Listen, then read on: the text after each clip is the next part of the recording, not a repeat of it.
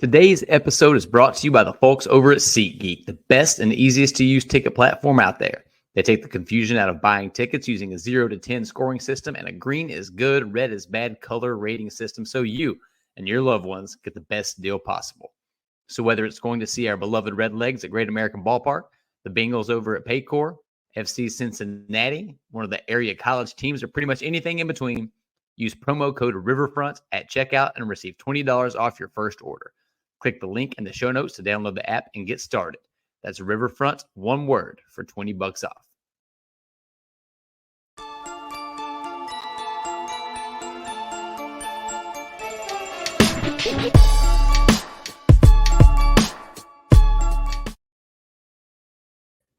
Hello, everybody! My name is Tim Daniel, and welcome to episode 3 of NBA Friday here on Riverfront U. We had a great week of content at Riverfront U. You've got to check out our good friend Ryan Roberts at Large Bid Bearcats. Got an awesome interview with good brother Austin Alexander, local Cooper High School product. Got an offer from UC and I think every other school in the world. So Ryan has that up for it. Also is the cousin of my co-host on Late Night Reds on Sunday nights, Ben Brown. So pretty excited about that. But we're here to hear us talk about the NBA. It's opening week. We're so excited. We're going to get to it. With me, as always, Sean Mackey. Basketball's back, man. Basketball is back. I was just watching an Orlando Magic game, and I was like, I love that I can just turn on League Pass right now and just turn on a bunch of different games. This is heaven again. I love it. I do too. Also here this week, coming back, we got Parker Fields back. How are you, buddy? Doing pretty good, Tim. How are you? Good, man. Good. The league is here. So we're going to kind of give our opening observations of what we've seen from the league so far today. Our flashback segment, Sean suggested this one, and it's a fun one. We're going to go back to 1996 in the return after 4.5 seasons of Irvin Magic Johnson to the Los Angeles Lakers after being their head coach at some point in that term as well. Briefly. Yeah. And then we're going to have a lot of fun with our all-time top five. Our starting five this week is our all-time NBA basketball video game draft. So this is going to be a fun one. I'm really excited for it. But let's go ahead and get to it, guys. Let's start from the hop. We got games. Things are going on. I know we are recording before the Wembanyama debut, so we won't get to talk too much necessarily about that just yet. But let's talk about what we have seen so far. And I'm going to start with what I talked about last week, guys. Tyrese Halliburton is awesome. It's so awesome. And the Pacers look really, really fun. Granted, we're overreacting to one game. They are playing the Wizards. But Tyus Jones has looked really good in this game too. But man, Tyrese Halliburton. So I text this to you guys. Started the game. First possession, had a turnover, slipped on the floor, and lost the ball.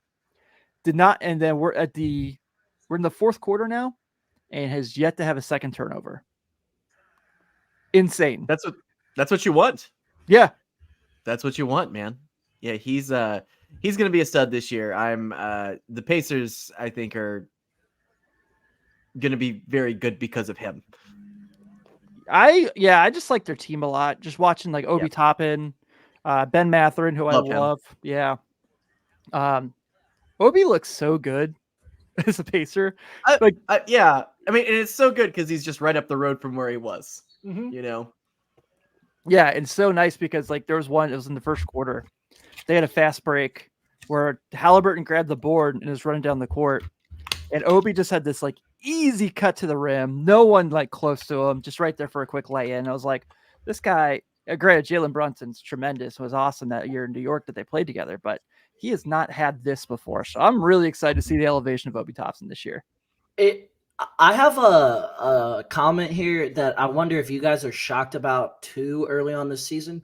Are you guys shocked about the way rotations have been early on this season? Because normally in the NBA season, you don't see as much like limited minutes from starters. I've noticed this like every team, like a lot of these players are like not playing 30 minutes, like not just LeBron, like a lot of these teams are playing their starters, 28 minutes a game right now. And it's just like, that doesn't normally happen early on in the season. Yeah, it's early on, but usually you still see them play their normal minutes at the beginning of the season. And that's what shocked me early on is like, it's not the preseason anymore. And I feel like a lot of teams are still, running these 11-man rotations, and a lot of these players aren't, playing their normal minutes, which has shocked me a lot early on this season.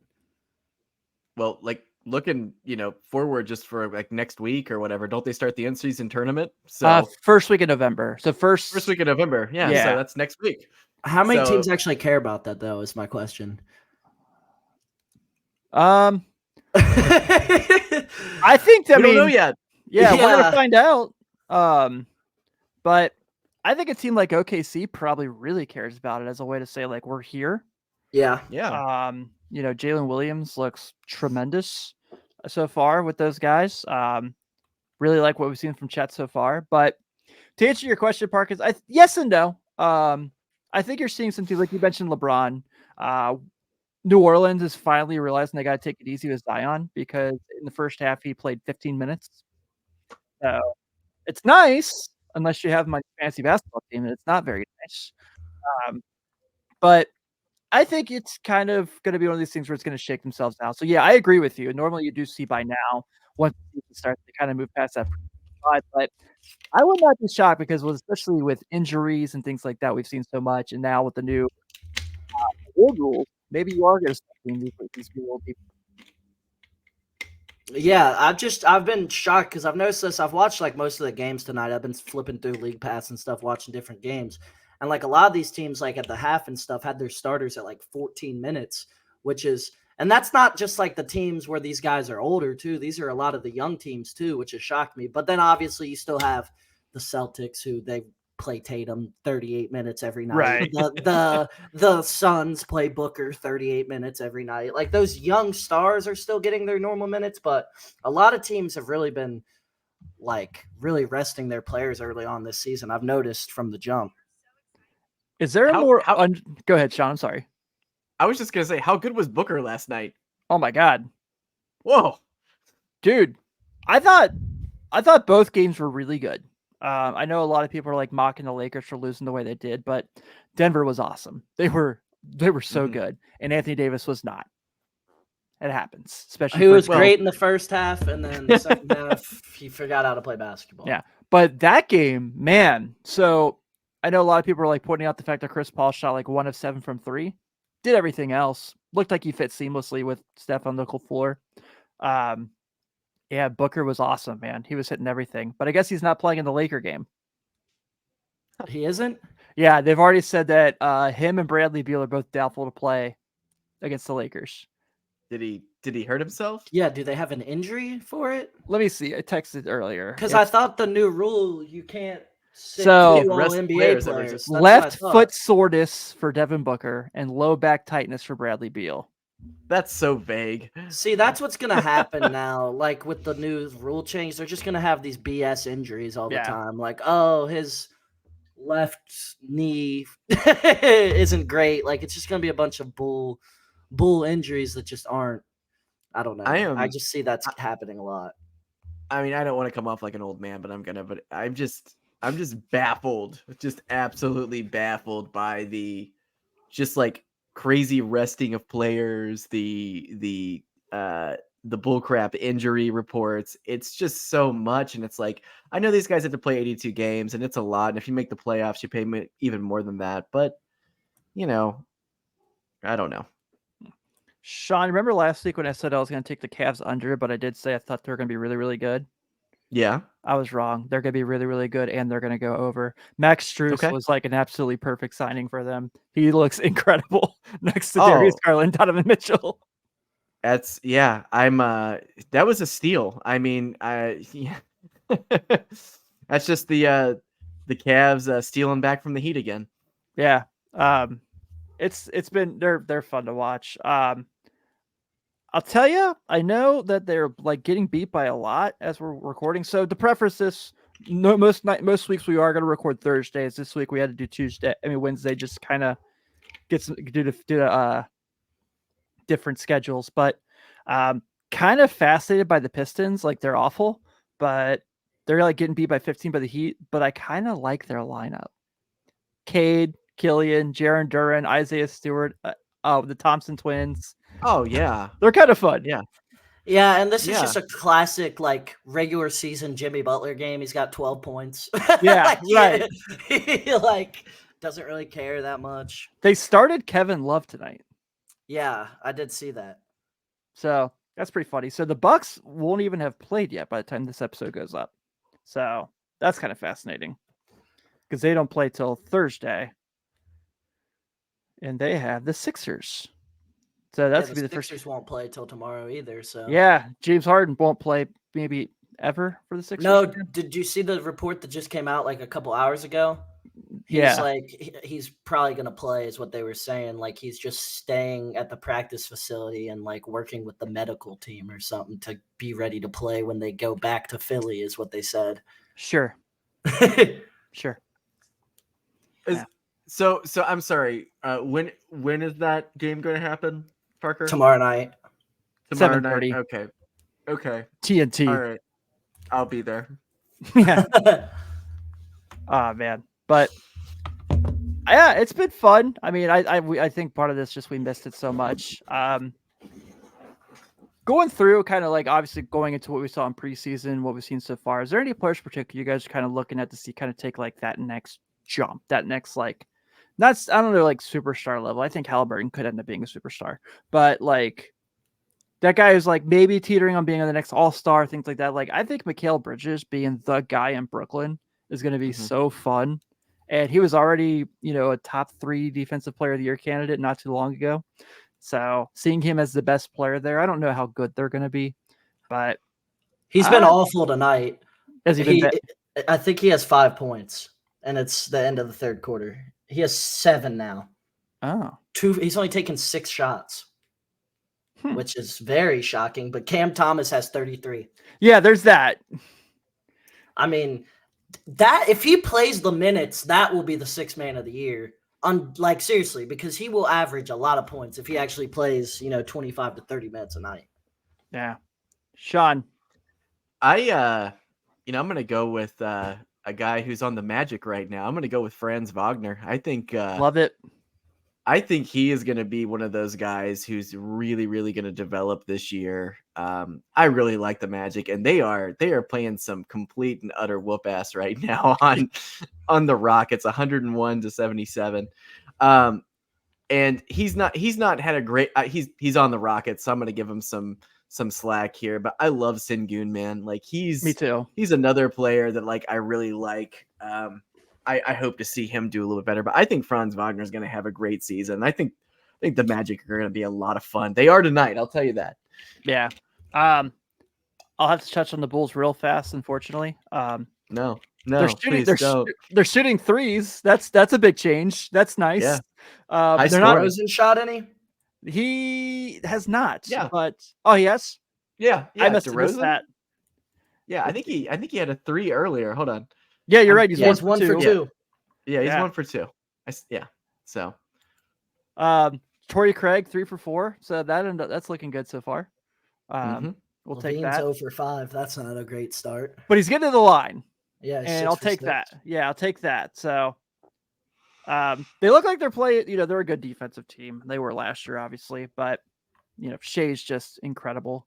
Nice to see Chet finally playing NBA basketball. That's been nice. He's only got about 15 minutes in, but 7 points, 3 rebounds, 2 assists, a steal. So really liked his first basket that he had on Vooch too. He's got some really decent moves. I hope to see him put on some muscle over the next couple years, but that guy's going to be dangerous if he gets it all together. I think he is going to get it all together. I'm pretty high on him. Yeah. Yeah. Is there anything? Dennis Schroeder looks really good in Toronto too, by the way. Yeah, no, that was one of my favorite pickups of the offseason. Because I think he partly got overlooked how good he really was on the Lakers last year. Like he was a lot better than D'Lo, especially in that playoff run. Like I would have much rather seen the Lakers pay Dennis Schroeder than pay D'Lo, to be honest with you. Well, D'Lo was the sake of his contract just looks perfect for come February when they have to make a move. Yeah, and they will. Yeah, and they will. He just go ahead, Parker. He just does not like. I might be the biggest D'Angelo Russell hater on the planet. No, you're not. No, he you're not. Frustrated the hell out of me last night. because those of you who don't know, I'm a diehard LeBron fan. I'm watching that game last night, and LeBron had scored 3 straight baskets to start the fourth quarter. If you guys were watching, he had 3 straight baskets to start the fourth quarter. They had cut it to 4. LeBron was calling for the ball at the high post. D'Angelo Russell shot a step back for 3 from 30 feet with somebody right in his face and clanked it. I was like, what the hell are you doing? There were stretches where they had D'Angelo Russell and Cam Reddish on the floor at the same time, and I was like, what the hell is this? And Cam Reddish didn't play bad. He played pretty well, actually. No, I just kind of think there's still something there if somebody could just figure it out with him, because he has the talent, and I think he has the tools to be a really good defender too, but it's if he puts it together and everything like that. We'll see if he does that. Yeah. Cam Reddish, 2K God. He is a 2K God. 2K God. He's like this era's Tayshaun Prince, where it's like if you trade for Tayshaun Prince to always have on your team in 2K because he's unstoppable. That's Cam Reddish now. If you He's got the franchise. Paul George base too. I'm pretty sure he has Paul George's jump shot is what he has too. I'm pretty that's sure. Fair. Yeah. Of course he does. But yeah, I thought it's I'm so happy we're just talking about actual basketball games. Real quick before we do move to our next segment. Is Mark Williams good? Is he actually I was pretty high on him, thought he had a chance to have some really good upside. And Charlotte's not necessarily a good basketball team, but dude, is he good? I think he's good. I think he's good. I agree with you. Like Charlotte, we talked about this last time I was on here. We talked about even them, who's projected to be one of the worst teams in the NBA, they have guys that are good players on that team. Seriously, I mean, they're beating the Hawks right now. They're probably going to beat the Hawks. There's 50 seconds left.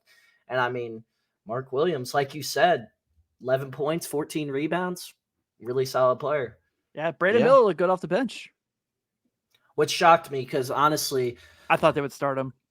No, that wasn't mine. I was not super high on Brandon Miller, and honestly, of all the prospects, he was definitely I definitely was a Scoot guy over Brandon Miller for sure. And me too.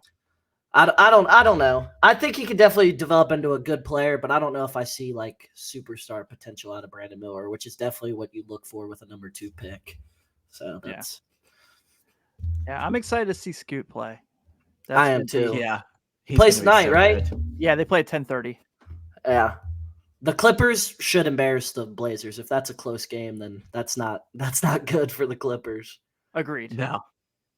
All right. Well, that wraps up the first segment here. Let's go ahead and get to our flashback. And Sean had a really fun one that he came up with that I'm really excited to do. And we're going to go back to 1996. When the Los Angeles Lakers decided to bring back former head coach Magic Johnson, not to be a head coach, to play NBA basketball again. And the stories behind this are so funny. There's so much stuff that comes out about it. So like I said, Magic was in this stretch where he was just doing basically whatever the hell he wanted because he's Magic frickin' Johnson. He had a talk show, didn't go over very well. God. Yeah, he was doing a bunch of different stuff, but he actually was the Lakers coach for a short tenure and then decided in the middle of the 1996 season to come back and was obviously much heavier. Is that a nice word to say there? He didn't play point guard either, did he? No, he played power forward. No. So they spun it back in 1996, adding that he had gotten to the gym and put some muscle on originally. So it when we say muscle, though, I would say it was 27 pounds of not muscle that he put on. And I mean, he didn't look bad, but there was definitely a difference from his appearance when he reappeared as a player in 96. And he looked like a guy who hadn't been on the floor in 5 years, who was just jumping into a rec game. Yeah. But also still definitely had it. Yeah. 100% still had it. So yeah, so he came back, announced he was coming back in 96. There was a lot of, I know back, he ended up retiring due to the HIV diagnosis. A lot of players were kind of in an uproar at the time. And I remember Charles Barkley, he came out and famously said, no one's going to be out there having unprotected sex with Magic on the courts, which looking back, it's such a Barkley line. That's a crazy comment. It was, but so he comes back in '96, and he ended up playing. How many games did he play, Tim? Um, I let me got it see. pulled up. 32. Started He 9. played- So he came off the Started 9 bench. of them. So, So he came off the bench. Yeah, go ahead, Tim. the game logs, if you go on his basketball reference page, are amazing because there's some games where he plays 39 minutes and then the next night he'll play 6 minutes. And then he'll have Well- like a stretch where he plays like 40 minutes, 38, 37, and it's like 14. It's awesome. Well, but if you look at their team back then, they had such a weird roster. Yeah. On that team, you had Anthony Peeler, you had Nick Van Exel, you had Eddie Jones, you had Vlade, so you had this really weird team of players, and Magic doesn't work with really any of this. He is just thrown back on, and it was one of those things. And here's the thing about Magic Johnson, and I love Magic, but Magic Johnson does whatever he wants, whenever he wants. Yep. And if he on a whim decides something like to, just decide to quit being the Lakers general manager in a press conference, he does it. Yep. He does it. And there's nobody else who could do that. And everyone would be like, oh, okay, that's fine. But anyways, comes back 96. He plays his first game on January 29th, 1996. It's against the Golden State Warriors. He comes off the bench. They get him in the game like 3 minutes in. He comes out. Crowd's awesome. The crowd goes absolutely nuts. Del Harris is like, you know what? I'm going to put him in. I'm going to get the crowd kind of in and out of this. I don't want it to, because they're just going to be chanting Magic, Magic the whole game. He throws him in. He goes right up against, he's playing power forward, but he's pretty much the primary ball handler on this game. Immediately is going against the number 1 draft pick of that year, Joe Smith. And Joe Smith had a fantastic game that game, but Magic Johnson is giving him everything. He's doing the sky hooks on him. He is using his weight to his advantage. He's bumping him. He's able to get in. He's doing all these, crazy, like flashy passes like he used to. Like he knew exactly what he was doing that game. And they end up winning. Next game, who's he go against? Freaking Chicago. Yep. They didn't win that one. Magic Nope. wasn't going to let that happen. There was no way. He wasn't like Michael Jordan was back the year before, and that was the story, and he wasn't going to have it. So, Tim, I know you were 6, so your knowledge of this, I don't know how much if you paid any attention back then at all, or him. If you remember him coming back. But it was a pretty big deal. Did you guys have Channel 1 News at school? Of course we did, Sean. We went to Boone County. We went to the Boone County school system. Okay, so that was like a huge news story. Yeah. Back in '96, and they ended up having it. And at the time, Charles O'Bannon, Ed O'Bannon, I don't remember that basketball player, but he was a NBA guy. Of course I remember Ed O'Bannon because he ruined college sports video games. Yeah. Well, anyways, his brother Charles was one of the anchors on Channel 1 News in 1996, and it was, NBA was popular, and I just remember them going over and over about him coming back, and they really, really drummed this return up quite a bit. And I want to kind of talk a little bit about what happened over that. So the Lakers with Magic joining the team, they had a 22-10 record. Cedric Ceballos was upset over a reduction in his playing time. He left the team for several days. He missed 2 games and was stripped of his title as team captain. Okay. Then, a couple days later, Nick Van Exel receives a 7-game suspension for famously bumping referee Ron Gerritsen in April. Johnson goes, they asked Johnson at the end of the game, what he thought about it, and he said his actions were completely inexcusable. However, Magic 5 days later does the exact same thing to Scott Foster and gets suspended for 3 games, which I completely forgot about. So what Sean's reading off here for people, I'm going to let him continue, obviously. If you haven't read 3-Ring Circus by Jeff Pearlman, there's a full chapter in the book about this exact thing, and it's hilarious. He goes over this? Yes. In the book? Okay.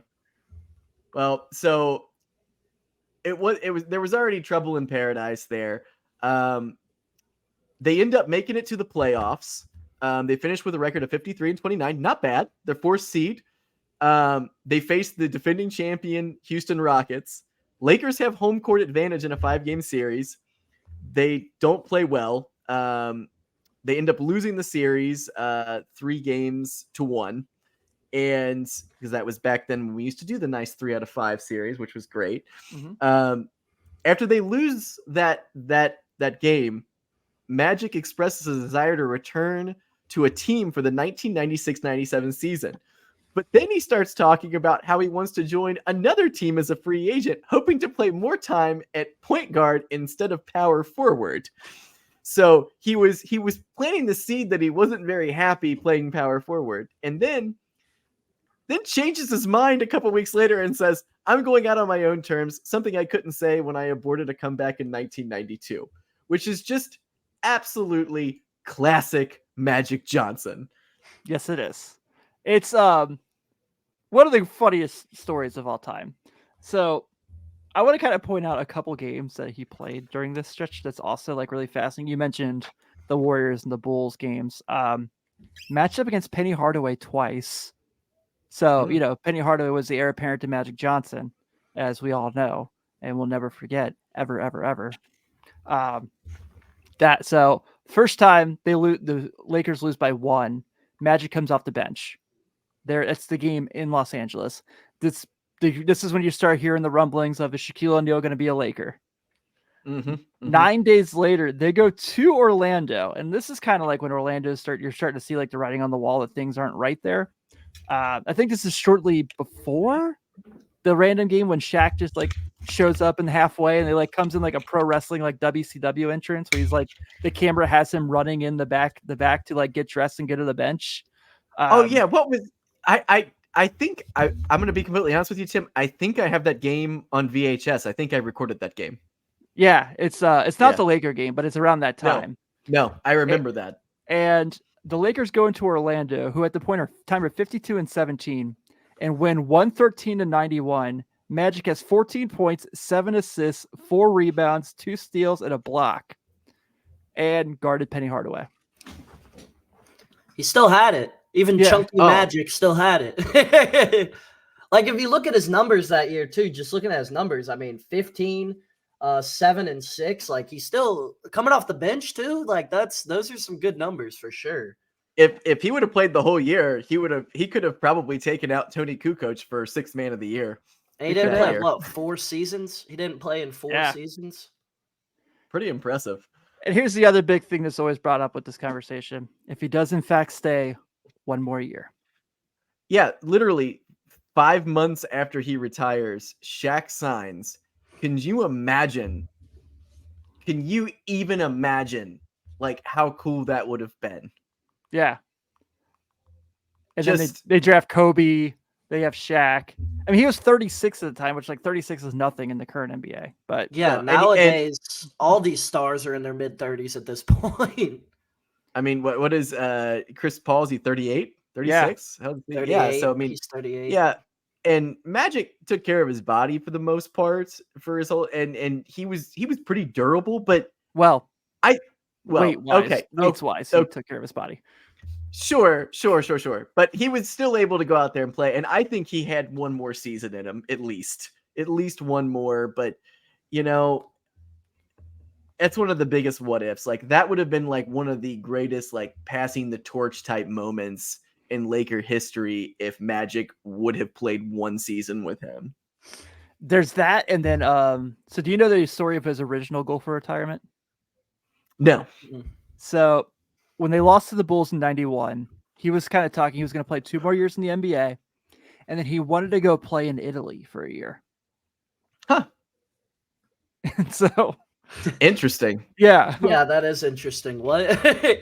Yeah. Why? Now, I know, right? Because now that's like a last resort for guys. Where like, I guess I'll go play overseas. I shouldn't say that because you can make really good money playing overseas. Yeah, 100%. But still, it is. You are right. It is a last resort. It definitely is. Like, I mean, besides the guys that grew, who did the Kings just sign? Who was the EuroLeague MVP they just signed? Oh yeah, you know what I'm talking about. Yeah, I can find it. Vezenkov. I don't know. But anyways, I know they signed the EuroLeague MVP. Besides the guys that grew up in Europe and then wait a while, like, and dominate, like, it is a last resort for sure. Like 100%. I don't think that's wrong for saying that. Yeah. Well, like Kemba Justin Walker's there now. Yeah. Because those NBA Dude. teams signed him. That's like there's a ton of former NBA guys playing there now. So Kemba Walker, Shabazz Napier. yeah. I just saw Shabazz. Woo. I just saw like someone posted an image the other day of just like all these guys that are playing there right now, and it's like kind of fascinating. Bigger name players, obviously. It's not just like the, guys that we saw. But growing up here, Justin Dolman went to Xavier, went to Ryle. Yeah, he played overseas. Made a living playing overseas. Was an MVP of the league. Wow. What league did he play in? He played for Barcelona. So Barcelona. whatever. That's the main league. That's the Euro League. Yeah, I think and so he was pretty awesome overseas. Yeah, exactly. It was so awesome in high school. Oh my god, it was ridiculous. But the Magic Johnson thing is like an all timer, and so yeah, he wanted to go to Italy. I think we should just try to fight. We should do like we always talk about on the Red shows. We want to do a Mystery Science Theater 3000 episode where we just watch the World Series games.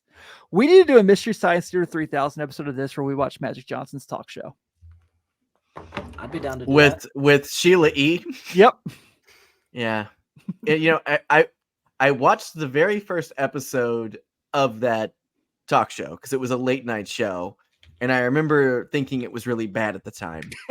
and then Mad TV started to lampoon it. Yes. Pretty frequently. And it was, I think Ari Spears ended up playing him, and it was pretty amazing. Because the whole bit on Mad TV was that Magic couldn't read. And he was hosting Jeopardy. So it was Magic Johnson's Jeopardy. And it was and Sheila E., which was played I think by Rita Wilson at the time, she's just like banging a drum. Like, it was probably one of the most ridiculous bits that they did, but they did it, I want to say, a couple times on there. They really gave it to Magic on Mad TV for a little while. Yeah, absolutely. And Shaq too. Ari Spears did Shaq for a while. Yes, yeah, he does a great Shaq. He does a great Shaq. So. Oh man, so good. All right, well, I think that closes that. So let's go ahead and get to it. This week's edition of The Starting Five, brought to you by our wonderful friends at the Patreon, where you also become a member at patreon.com/riverfrontcincy. Join the family. Come hang out with us every day in our hoops chat. It's a lot of fun. I actually still have to get Parker on there. So I'll get that figured out after we record tonight. So this is the first time we're going away from players for this. And this is one where we all want to dab into our childhood and just feel the nostalgia of our favorite NBA video games of all time. And so Sean and I are obviously from the Super NES era. Parker, what was your first NBA video game? Do you remember? Yes, for sure. And it's my favorite game too. So I'll do it as my first pick here because it was my favorite game playing up NBA Street Volume 2. Oh, such a great game. The one with Dr. J on the cover. Yep. That was my favorite game I ever played ever. It was definitely my first NBA game. It's first memory I have playing video games in general. And that's the first pick in this draft because that was my favorite game playing as a kid. And I really played that game till about 2012. Like, I legitimately was playing that game for 7 or 8 years. Seriously. So it's an awesome game. What's so fascinating about that game is that seeing Michael Jordan in a video game was so rare for like even his playing career. He didn't put his license out for things like that. You barely ever saw him. There's of course the NBA Live 95 thing where you could create Michael Jordan. All of a sudden all his attributes would show up. But that game, he was all in. And this is before 2K when he's got like, he's on the cover and things like that nowadays, obviously. But do you guys remember the mode in that game where you like, it was like basically like, I'm trying to think what I could compare it to. I don't know what I'm trying to compare it to something, but the mode where you like played against different teams or different, and they had like the circuit. The final boss was like the MJ Magic. The 3 Jordan. Yeah. There was that team. There was the 3 Jordan team where you could play young rookie Jordan, like prime Bulls Jordan and Wizards Jordan. Yeah, exactly. And then I remember the shame was Volume 3 wasn't that good. No, Where it was it LeBron on the cover? it was Baron Davis. Baron Davis? Whoa. Was I NBA Street Volume 3? Carmelo was on. Let me make sure I'm thinking of the right game then. Carmelo was on. Yeah, the it cover was of Baron Street. Davis. You're right. Yeah. You're right. Yeah, that's Carmelo the was game on the I'm thinking cover of. of was it NBA Street Home Court? I think it was called. Probably. I just remember how much fun I had on that game. Like growing up, I would spend hours on that game every single day, and I would not get tired of it either. And that was like when 2K was out and stuff. But I would prefer that over NBA Live and NBA 2K. Yeah. All right. So Sean, you picked what first last week? I don't remember. Yeah. So Go- that means you I go. go go. second, You go. and then you Go get the for it. wrapper. You get the snake wraparound. Okay. I'm gonna go with my first basketball game I ever had as well. I'm gonna go NBA Jam Tournament Edition because it never fails. You turn it on now, it's still fun. It's still a blast. You can still get sucked in it for hours. Really actually liked the EA Sports remake of NBA Jam with the current rosters from 2011. Yeah, not bad. Really thought I had a lot of fun that, but just that feeling, and you're seeing it now, obviously. I mean, Homage has like done everything but ruin the game with the t-shirts they put out. Yep. Sean and I were lucky enough in our previous show to have Tim Kitzrow from NBA Jam, the infamous announcer, do our introduction.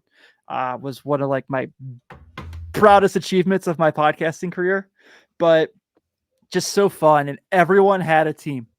Everyone had a team that they played with every time they turned it on. So when you played against your buddies, there was a lot of like, I played against people like, so I played with Orlando, which didn't have Shaq in it, but it had Penny and Nick Anderson. And we were basically NBA 3-pointer, but that was like my squad in that game. Okay. Yeah, so if you weren't going to pick this game, I was going to pick it because it is also one of my favorites. When I was growing up, my grandmother would all buy us, all the kids, a present. It was like a $25 limit. And NBA Jam was at Service Merchandise, a store that you may or may not remember from Florence, Kentucky, but it's like a big showroom. You went and picked the game, and then they would bring it out from the back at the very end when you'd check out. But it was $30, and she made an exception to buy me that game, even though it was $5 more. Nice. And I ran home. I'd already played it previously. I'd rented it from the video store many times. But the reason I wanted to play it and have that game so bad then was I didn't realize that there were dunk icons on the floor until the last time I had rented it, where you could dunk full court. Mm-hmm. And all I wanted to do was go home on Christmas night and play as the Philadelphia 76ers. So Sean Bradley could just dunk on everyone. So they're not my favorite team. Orlando is definitely my favorite team from that game, but fantastic pick, Tim. Perfect. So you got the next two, Sean. All right, I've got the next two. Since you're gonna take that one, I am gonna go ahead with my favorite. The thing that got me, well, the first NBA Live that got me on was 95. I did have that, but NBA Live 96 for the Super NES was one of my favorites, and that was the one. No, that was 97. Okay. 96 was the one that had the secret players that were in there. The top 50 NBA players were all in there. Mikan, Bird, Magic. You could type their name in as a creative player, and they would show up. All their stats would be there. I played that day in, day out. I made trades for Shaquille O'Neal. My team was just a god team. I was just turning the fouls off. I just pushed people down. Mm-hmm. I was winning like 100-2.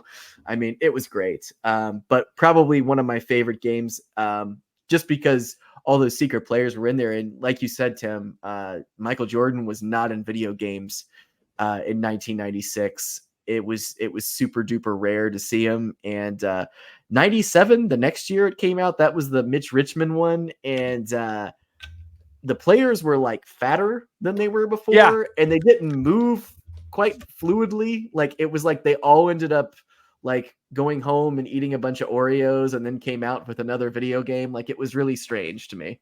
But NBA Live 96, that would be my second. Perfect. So it's your So I'm going again. All right. Here we go. I'm gonna throw it out there, and this is another big nostalgic thing for me. And I got to put it on here, but it is It's going to be NBA Live 2005. Carmelo or Trace McGrady? No, I believe it is Carmelo. I'm gonna be honest with you, I don't remember. I think. Hold on. NBA Live 2005. Carmelo. It's Melo. Yeah. Yeah. I played that game. So good. So this game was very famous for one specific thing. This game brought the dunk contest to basketball games. I myself and my old roommate Alex, we had this game and we were so good at the dunk contest that we would go just minutes upon minutes of just having 50 scores because we knew all of the 50s in the game to be able to get a top score. And I tried to revisit this game recently, and I'm going to tell you something. It's really hard to dunk in the dunk contest. I was really, really good at that game, and I've completely forgotten how to play it. But that the dunk contest in video games has never been as good as it was in 2005. They put it on some 2Ks, but it's like a kind of like a Guitar Hero scenario. It's like press triangle and square. Like it's never I hate good. it on 2K. I've never enjoyed it one time. Like I've always tried it out, like every time it was on there, but I never enjoyed it, to be honest. Is it on the newest version? I have no idea. Haven't gotten that far in my franchise yet. Haven't gotten to it. Okay. Yeah, Okay. It probably is, honestly, though. It probably is. Yeah. But yeah, you're right. It's like Guitar Hero. You have to like hold triangle, square, and the D-pad while you time it right. Like it's weird. I don't know. All right, so I guess I'll take the first 2K game of the draft. I'm gonna go 2K11 with Mike on the cover. It was the first Jordan moments where you could unlock the sneakers and you got to go back, and it was the first time 2K really dived into the nostalgia of the NBA. And one of the things that really made me fall in love with it, and it's kind of the game that got me back into like religiously into the NBA, because it was like I can play, the Heatles against the '96 Bulls to see who would win, and it was so fun. And just going back and like the opening scene in the game is so neat. For those who don't know what I'm talking about, it starts out with the broadcast, basically the '91 NBA Finals, when the Bulls are about to win, and they show Jordan walking through the tunnel. He turns around and he's like, "You ready to go?" And then runs it on the court, and then you start playing immediately before you even get to the main menu or anything. Just an awesome experience of a game. They just redid it this last year with 2K23, where you could do it again. They added a couple stuff from college, which was also really neat. And they did it this year with Kobe, obviously. But one of my all-time favorite basketball games. I'm very happy with my draft so far. I'm not disappointed. Yeah, I definitely 2K11. One of the first 2Ks, like I remember really like playing like all day long, and I absolutely love that game. So no disagreement there. I'm gonna go with a 2K as well. The first 2K that I really got into my team and stuff, I kind of played it before, but 2K16, I'm going to draft here. Yeah. My team was awesome. Park was awesome too, if you played Park. I think it was the first year of Park, I want to say. I think you're right. I think it was the first year they added the cities. There was Park before, but there wasn't the cities. So like you there was like the Rough Riders, there was like the beach. Oh yeah, and there was something else. You know what I'm talking about? Yeah. And everybody loved that. Because I remember once I got out of, so like I played my team probably till like May or June once the NBA season was over, and then I would play Park after that, and I had really fun on Park. But that my team was awesome. I think that was the first year. Which was my favorite format with my team, where they got rid of like Onyx cards and stuff like that, and they went to just Diamond, Gold, and I really enjoyed that setup, and just an awesome 2K game overall. I love that game. Very nice. With my second pick, I'm gonna go a game.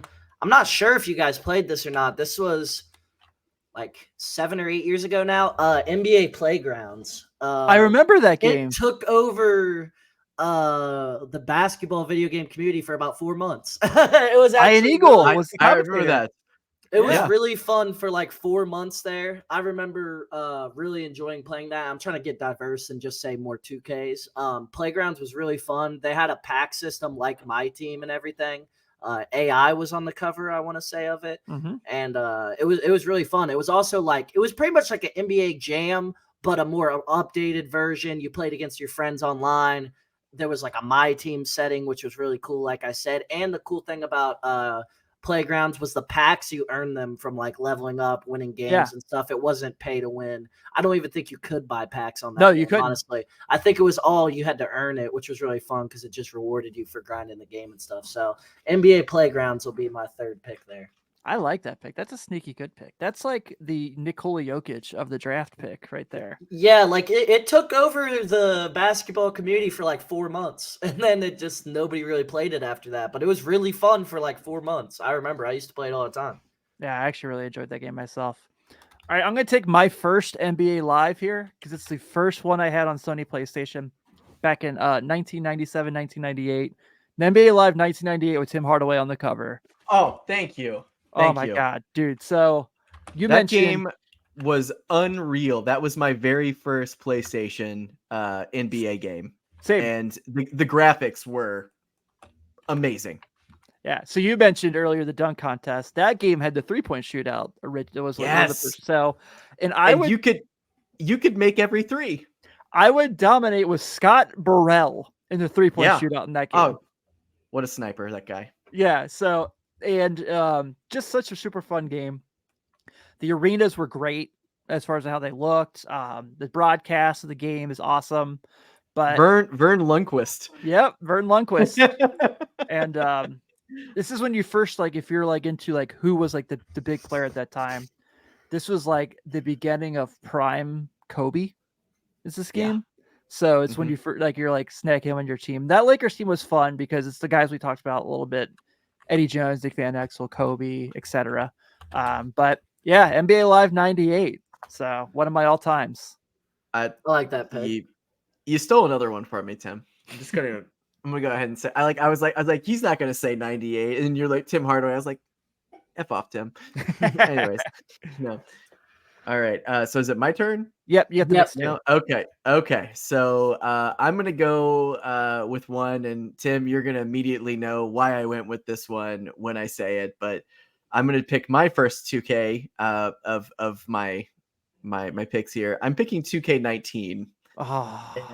And I think 2K. I think you know why. Sure do. I am picking this. So 2K was one of the I've been playing my team since 2000, I think 2K13 when it first came out, when there wasn't, it was barely a mode at that time. But 2K19 was famous because there was a VC glitch that was in the game that I went so deep on. I had 3 hard drives and that I was connecting to my PlayStation, and basically every Friday I had something like 1 million VC. And so every single Saturday morning I would wake up and just rip packs until I got all the players, and I literally had everything. I was completing collections and everything, and I went 3-4 months down that rabbit hole. You lost me for a little while. Yeah, I was really worried. Like, I'm so glad no one ever gave you heroin. It was absolutely crazy because I feel like 2K is such a ripoff, and that I love my team, but it's just such a money hungry mode. So being able to do that, and then one fateful May afternoon, I came home from a wedding, flipped it on, and I had been banned.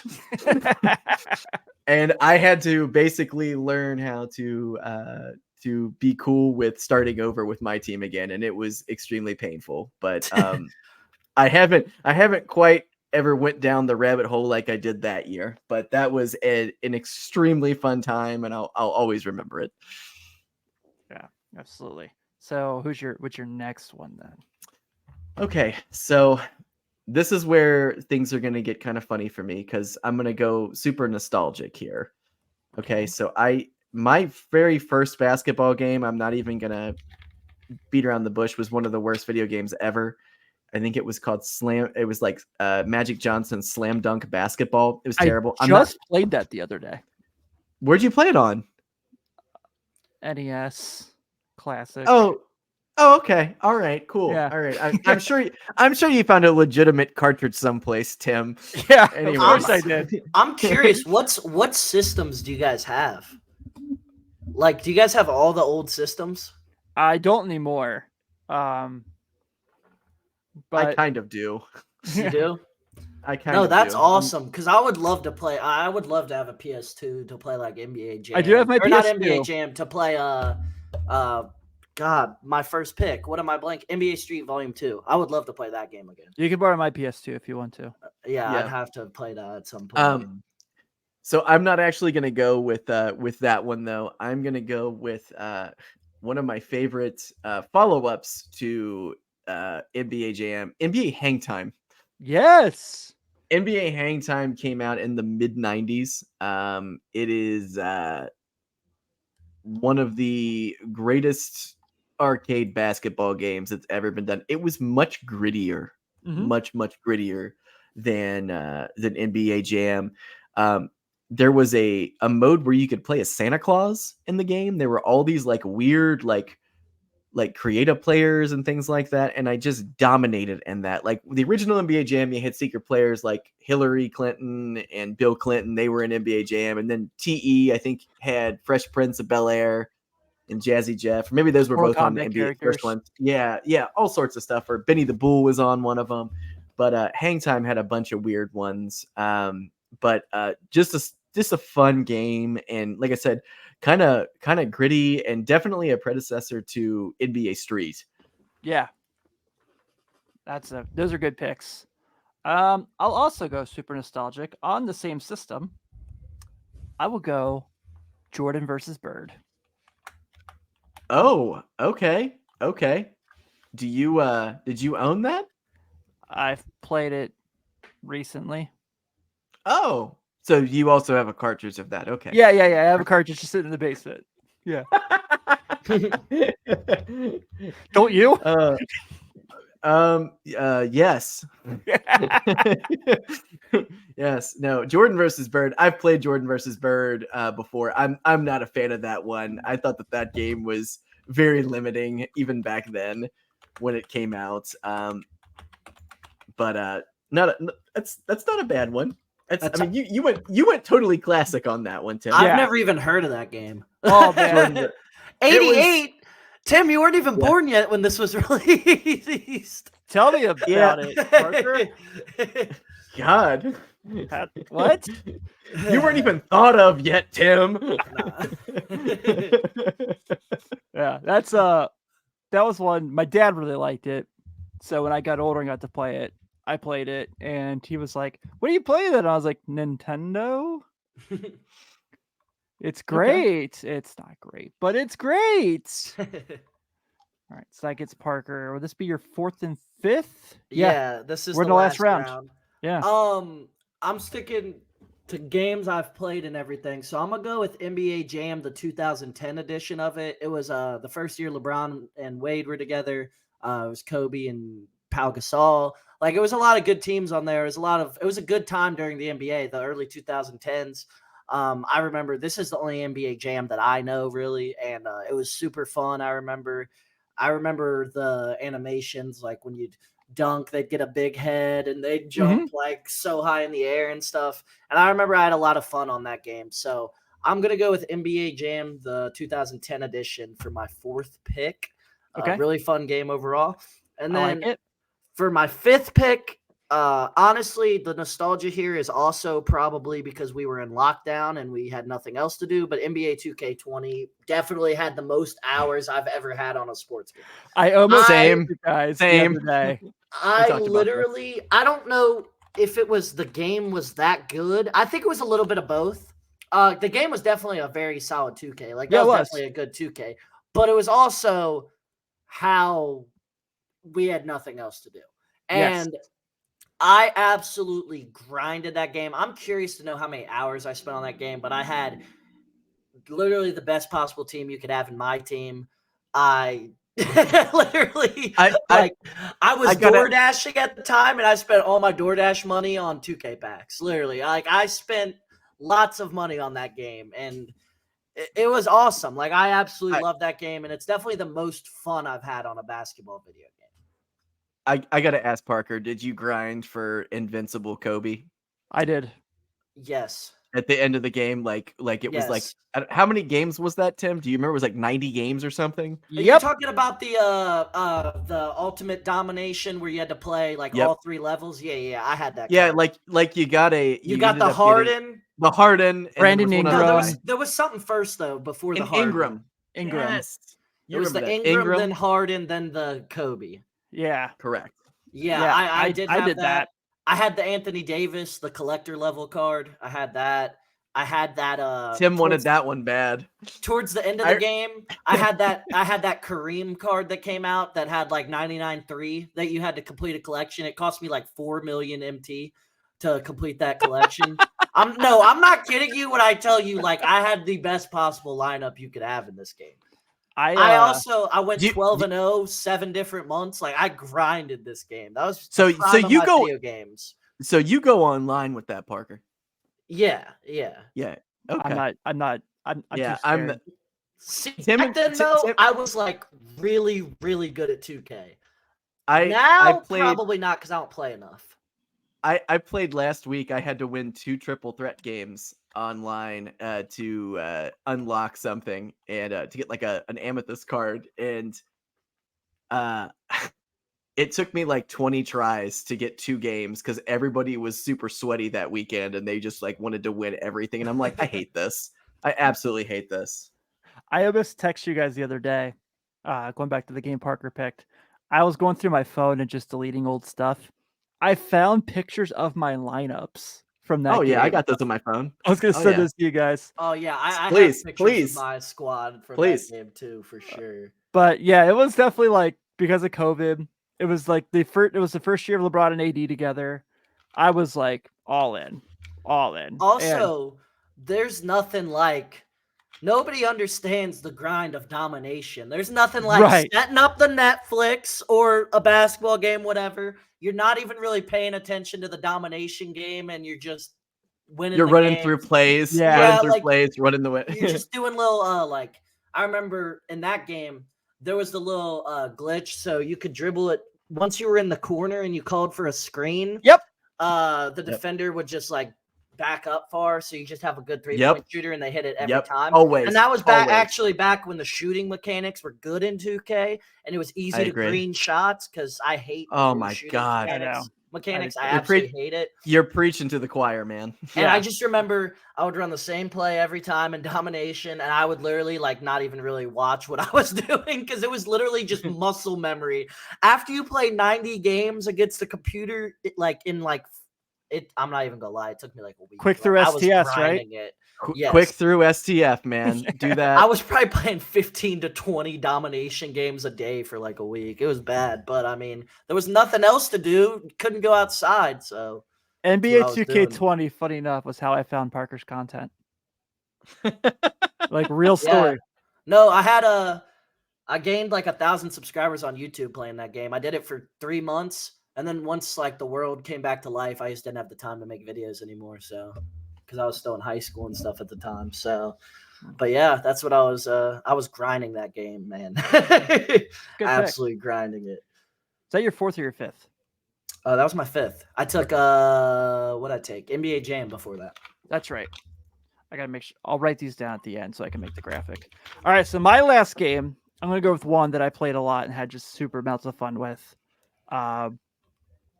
NBA 2K3 PS2. Allen Iverson was on the cover. This was the last game Michael Jordan was an active member of the NBA. He was a wizard in the game. He was an 87 overall. I would always trade him to the Bulls. Just always make sure. Him and Jay Williams be running my backcourt together. But that game was super fun. It was Froby was in that game.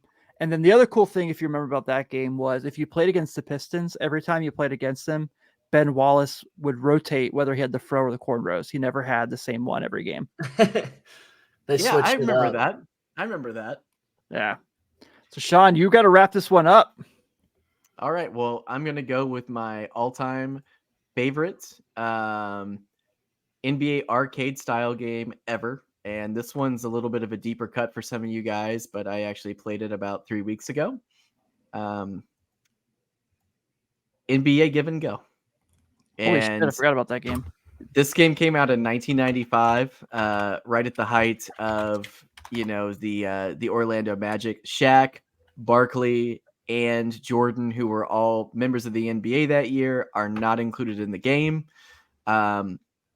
It is one of the first games, if not, I think it might be, with the exception of NBA Jam, which I don't really count as this. It's really like the first 5-on-5 game where you could do alley-oops. Yeah. Which was a big thing. And it's just hitting the X button. You're just throwing the ball up. They're either gonna slam it and they'll make it every time it doesn't bounce off, or they will get blocked. So depending on it, but it is one of the, and also the rim mechanics were really good. Like the ball would actually spin around the rim.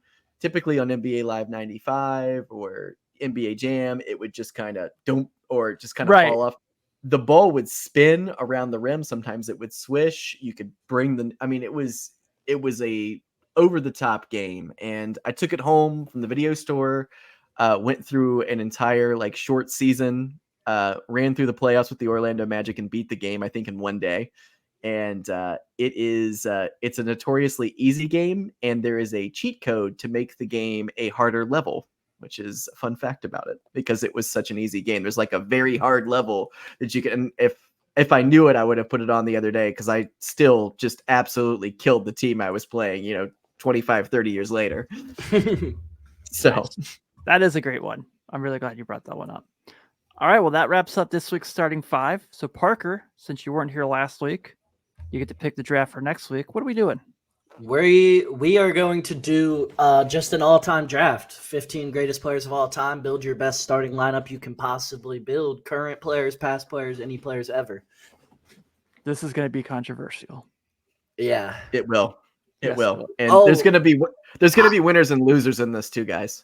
I say let's build it like a lineup too. Like let's build an actual lineup, not your just like the best players. Your GOAT point guard available, your GOAT shoot. Yeah, like a team that actually makes sense. Don't just draft 5 guards or whatever. A team that makes sense.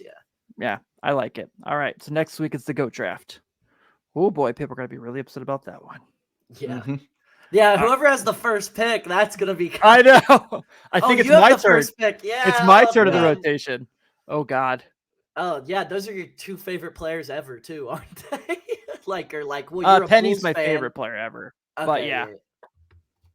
But you love LeBron and you're a Bulls fan, so that's. I'm the guy who's like fought against the GOAT debate my whole like. Yeah, you career. Always say you don't want to talk about it, and now you. Now I'm like, you got to decide it. You got to end the discussion right here. Who's the GOAT?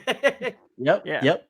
Oh boy, Kareem Abdul-Jabbar, number 1 overall. Let's go. Yeah, you might have to do that just to get out of it. Hey, you know what? And it's not a bad pick. Like, there's no, it's a fantastic pick. There's no reason why he shouldn't be.